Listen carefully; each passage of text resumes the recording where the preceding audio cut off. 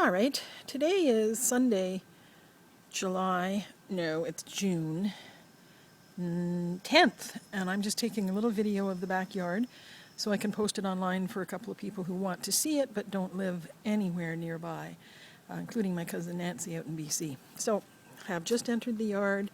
Here's the patio, potting bench, a little resting bench, and a couple of raised beds with some daylilies in the back and some heuchera in the front. And there's my dog. This is a mandarin honeysuckle in full bloom. It'll be like that for another week or so, and then just a few blooms here and there for the summer. There's a rain barrel that used to have a water garden in it, but now it has a tomato. And just a view, that's where we came in, and here we are walking past the garage. This is my dog in the foreground. And towards the back corner of the yard, and this is the area that my cousin Nancy was particularly interested in. It is my secret garden.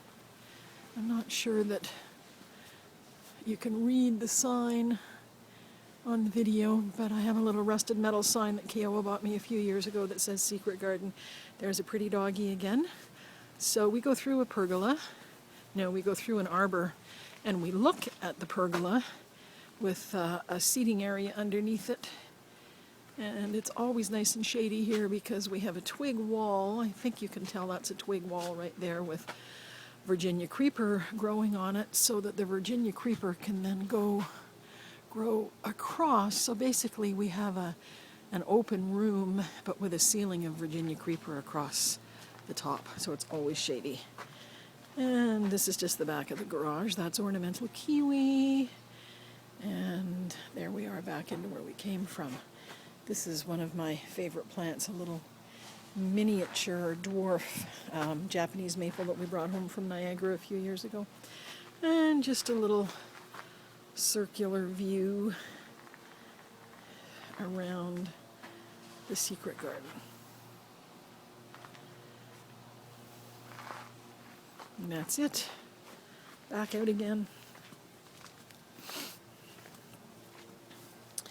This garden area is relatively new because we took a cedar hedge out a couple of years ago so we could put in a fence to have the yard secure for the dog. And I've got some tomatoes growing here and some ornamental grasses. And in a couple of years the grasses will fill in nicely. And this little area behind the gate is where we have our compost and keep some tools and extra bags of dirt and so on. And over here I have some more tomatoes, not doing quite as well. Didn't think about the fact that the tree would get bigger when we first put these raised beds here intending to plant tomatoes in them. So I don't know how much longer I'm going to be able to grow tomatoes here. And that's it. Getting back to where we started from.